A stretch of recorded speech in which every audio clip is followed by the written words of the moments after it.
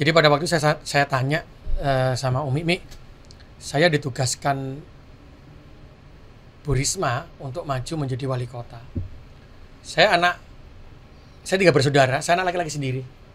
Saya jadi PNS waktu itu karena saya sadar pada waktu itu kalau saya maju sebagai wali kota maka saya harus keluar dari PNS. Pensiun dini. Tapi sebenarnya bukan pensiun, keluar. Karena saya tidak dapat pensiun. Gitu. Saya kan harus mikir, anak saya, istri saya gimana. Gitu. Belum tentu jadi juga kan? Nah itu. Akhirnya saya sampaikan sama Umi, sama Abah. Umi saya bilang, niatmu apa gitu.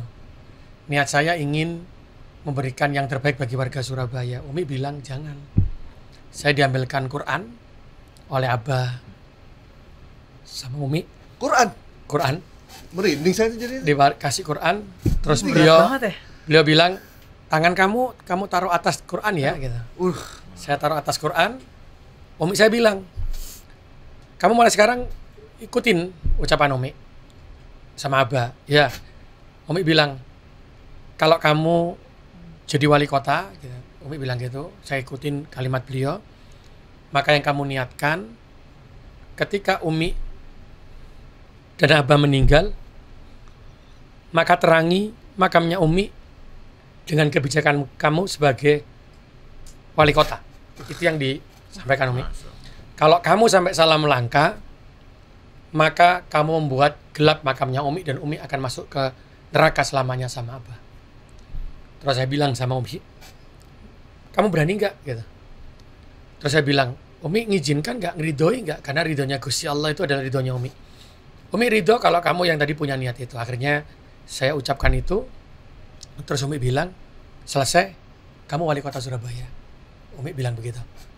Cuman ingat bebanmu berat, bukan karena siapa-siapa, tapi ingat ketika kamu salah melangkah, maka makamnya Umi dan Abah ketika meninggal gelap.